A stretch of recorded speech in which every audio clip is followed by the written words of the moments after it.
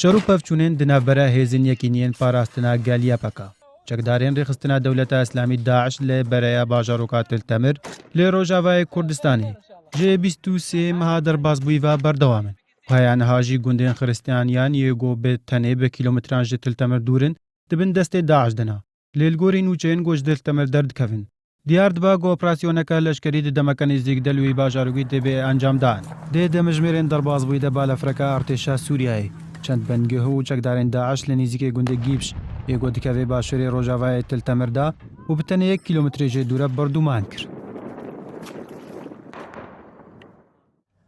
چالکوانên bajarokê Tiltemer jî diyar dikin ku hêzên yekîniyên parastina gel ji welatiyan xwestine male xwevala bikin ji ber godê şereke giran di demejmêrên dahadî de biqewma.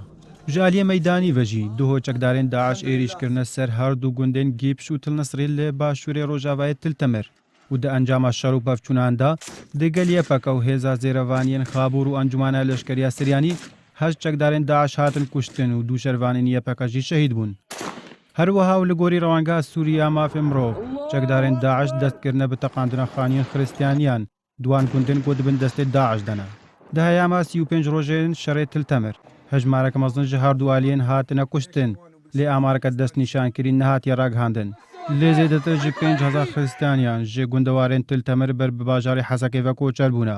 Çaren vîsa nêzîkî 200 xristiyaniyan yên got dê destpêka êrişê deketine destê Daeş de nediyar e.